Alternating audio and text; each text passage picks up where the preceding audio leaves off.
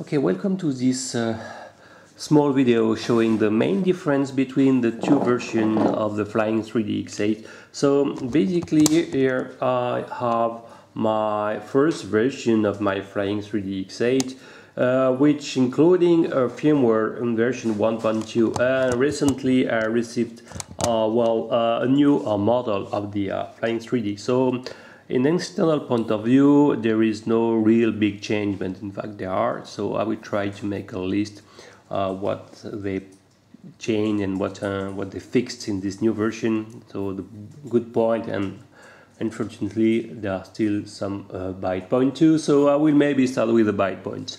Okay, so if you are former X8 owners or planning to buy one but was a little bit scary about some problems, so if I can make a list of the basic problems that the first edition had. So basically you have some mechanical problems. I will say that the main one was the so-called plastic crack. So it means that, for example, the plastic part, this white part, versus time, some cracks in the plastic was introduced by the friction, mechanical friction. So the first fix, easy to do, was to, for example, use such kind of wire carrier from the QRX30 350 spacer, okay, to insert between the screw and this white part, and it's an easy fix and it's avoid most of the plastic cracks. Okay, so this is the first drawback of these machines. The second one, also still mechanical, was concerning the bushing, okay, to attach, for example, the landing gears or a gimbal. This one was able, this kind of model was able to pop up easily from the main bottom canopy. So versus time you can lose a landing gear or eventually your gimbal, so it, of course it's not efficient at all. So okay, the third mechanical problems, maybe, well, it's not really a mechanical problem. It was that from the original design it was not possible to insert, for example, a 9-inch prop. So on this firmware model, I managed to install some 9-inch model because I used some spacer here, okay, and I entered in mount in order to raise a few millimeters these motors, and after the you have enough spaces here to for a 9-inch props. So they are the three mechanical problems, and as more electronic, and you have some strange behavior of and some flyaway have been reported.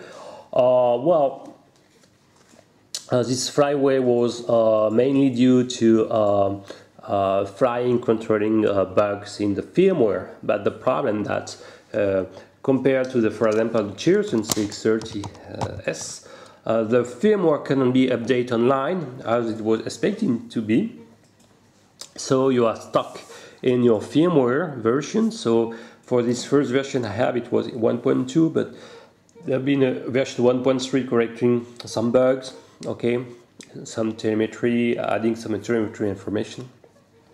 But unfortunately you were locked into this version, and I don't know why they don't include the real big shark flying controlling board, and I guess the small hardware difference was the main problems to don't have the possibility to flash online the firmware, because there was some slight change in the hardware, and so all the online tools were not efficient or available for this machine. So after the flying problem, yes, there was also some tiny one, for example the distance bug on DSD, sometimes strange extra low, very high value in the distance was appearing in the OSD, so Probably it was linked with the GPS information in my point of view, and sometimes the information was corrupted. What I can say about the main problem? Oh yes, and finally, two other. The landing gear also, well, since they are fit independent, they are not very robust versus strong landing or hard landing. They can break easily. Another point also is, well, unfortunately you are hitting by accident the binding button on the remote. Yeah, if I can show it. Okay, if you press this by accident and turn on the quadcopter, you can lose your bind. So in these cases you have to unscrew all the screw of the Flying3D and to access to the binding port and to restart the binding procedure as I did in the video. So a trick was to install a micro switch. Oh, sorry, a micro switch. If I can show, yes. Where is mine? Yes, this is. So as you can see on mine, I install a micro switch connected to the binding port, and if I want to turn on off the binding procedure, I just have to turn on and off the binding button. Okay, so this is a list of at least important points to check on the new versions. So I will start with the new one. So this is my current one, with including a G2D gimbal, Mobius cam, modded with for Mobius cam, 9-inch props, 3 blades. Okay. What can I say also? If I forgot the byte one, yes, the battery was not fantastic also. Probably 15C rating, so it's not very efficient versus time, and there is not great quality battery. So let's focus now on the new versions. So here is I remove the feet, okay, to show the difference with bushing, for example. So I will start with the byte points. So in an external byte point of view, the upper part of the canopy doesn't change at all. That means that you can't yet install some 9-inch props. Instead, well, maybe the Walkera one can be fit directly, but this kind of 3-blade I show here can be installed directly. You need to, for example, to print, if you have a 3D printer, there is a STL file on the first post of the review, and you have to install 2 of them here, okay, in order to have enough to raise a bit the motors and to have a free spaces here. So that's the main problem. Especially the problem will be on the rear part, okay, because it will touch here. So definitively they didn't change at all the white canopy port. It means that for the crack, the plastic crack and the motor mount, no big change. This is why I install immediately some metallic spacer here with diameter, inner diameter of 2.5 millimeters. So, well, you can also of course install some Walkera washer. Well, in fact, the main problem is very easy. I don't know why it didn't do that. With such weights, more than 700 grams, if you have a direct contact with a screw, you see here M3 models with the plastic, you will have a lot of mechanical effort in a small point. So it's normal that the plastic is cracking versus time.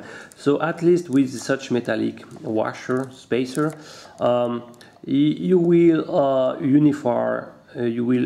spread the force, mechanical force around the spacer, so at least it will be more robust versus time. Okay, and you can of course add such kind of extra millimeters. So they didn't change at all the white canopy, so you still find this small bulb here. Plastic will avoid a bit to install this Walkera washer. So it's a first disappointing point. So it means that if you want to order such model, you need absolutely to, for example, to have such kind of washer or to have this tiny spacer. Okay, they are very cheap. It's just a 50 cents saving, so it's, for me, it's stupid. Okay, so concerning also no change. They didn't include at all any binding stuff.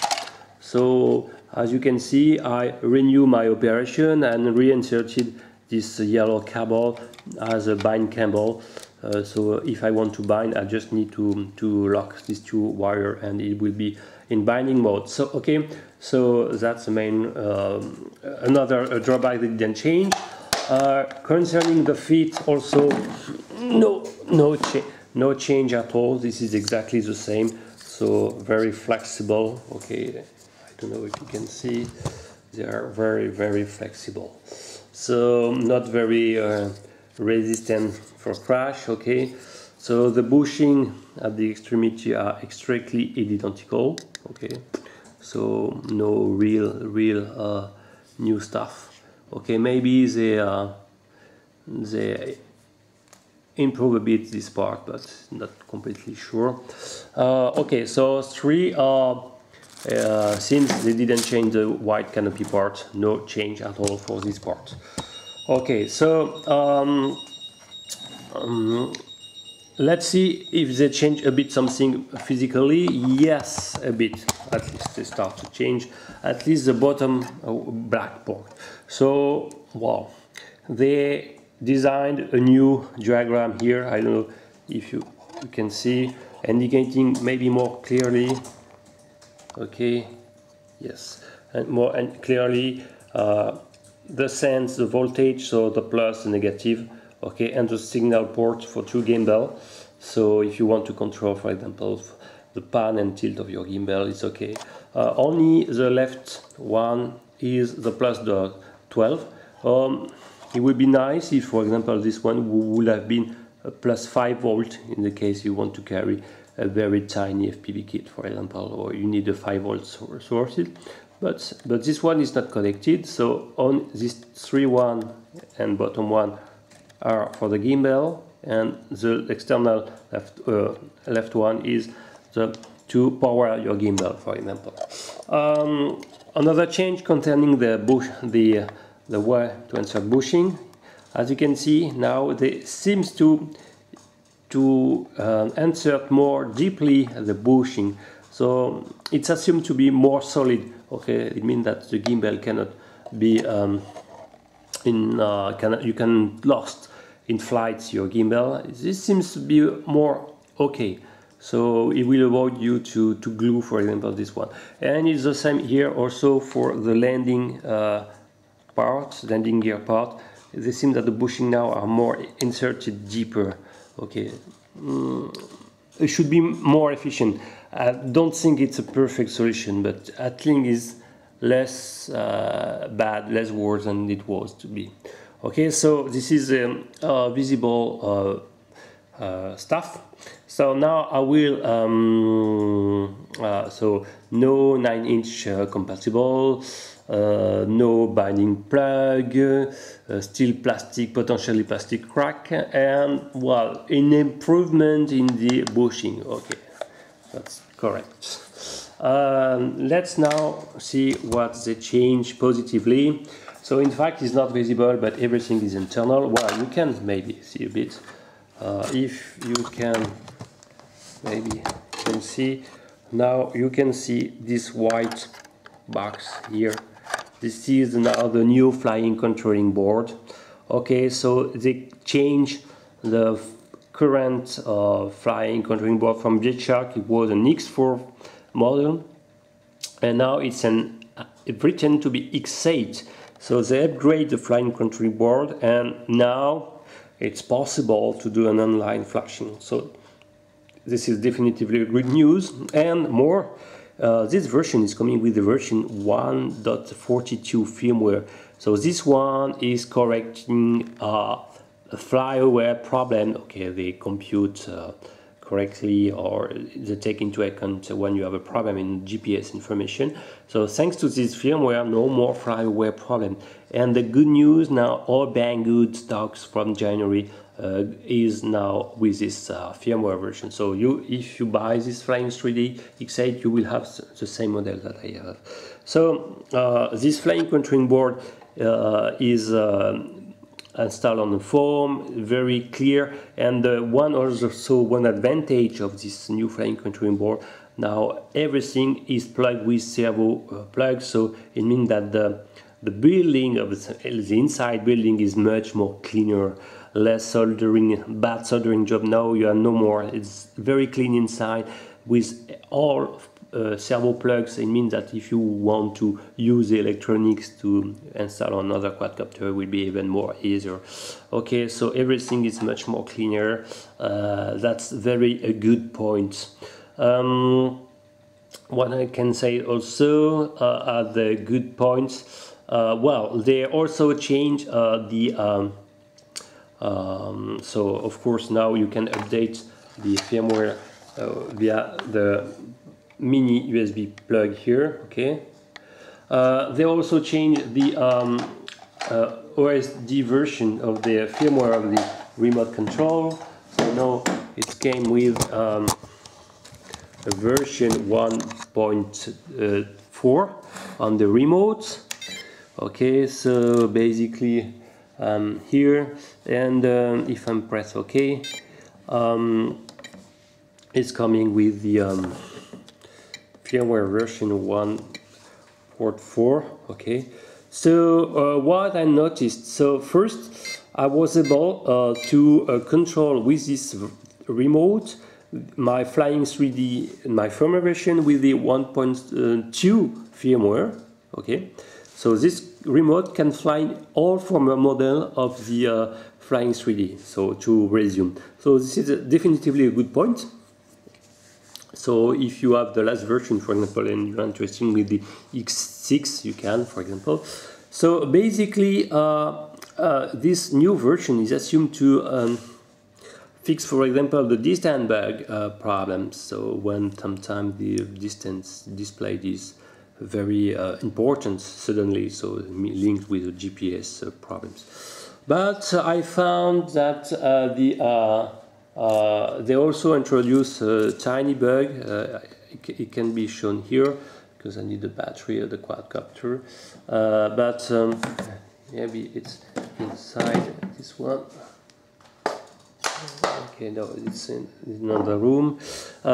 So here is the field of the battery. So you have, the first panel is showing altitude, voltage, internal voltage of the quadcopter, the distance to your starting point and the speed. Okay, the second panel is indicating the vertical speed, and the three other fields are the yaw, pitch, and roll rates, respectively.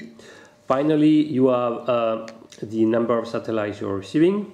The HDOP, which is important, is an indicator showing the accuracy in your localization. So the lower this number is, the better is the, in fact, the GPS positioning and so on. While the course and horizontal course are the, as it's written, the main heads of when you're starting. And finally, you have the real value of your current longitude and latitude displayed. Okay, so I found that when you bind, you have an internal voltage, and this one now is displaying close to 49 volt. I don't know why. This is a bug. Okay, so it's shown in another video, but there is a bug in the when you're connecting your quadcopter. You have two other fields appearing: the internal voltage and the error. Okay, so the internal voltage, there is a bug in this 1.2 version. Okay, so I think I don't forget anything about what they change, positively and negatively. So I will resume. So they change mainly the hardware part to install a real Big Shark X8 flying controlling board. Okay, so you can use the last software version, actually 1.3 version. So the wiring inside is much better qualities. The thinking with GPS was faster also, and you retrieve this. The Flying X8 is very nice flyer, definitively. So it's very annoying, for example, that on this 1.4 they still leave this for me the the plastic rack. Okay, they said, oh, we now when doing the building lock process, we screw better the screws in order to not they're not over tightening the screw, and for them it's their solution to the plastic rack. It's absolutely not a solution in my point of view. It's just a stupid trick, and the real one is to insert at least some spacer.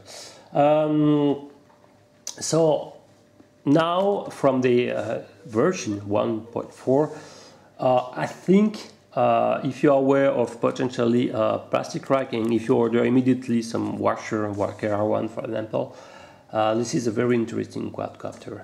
Okay, be aware that the landing feet are not so strong, so you will probably break them fast. So maybe you will need such a spare, or maybe choose a more solid landing gear system. But this quadcopter, when you install some 9-inch props, okay, and with for example a G2D gimbal is very good one. You can install, for example, a 2400 to 500 milliamps. Okay, you have close to 12 minutes, 13 minutes of flying durations with a gimbal, so which is not bad at all. It's a very fast quadcopter with the default settings. You can control, of course, all the PID settings. Okay, so this video was a kind of comparison between the two versions. If you have any comments or question, please ask them below.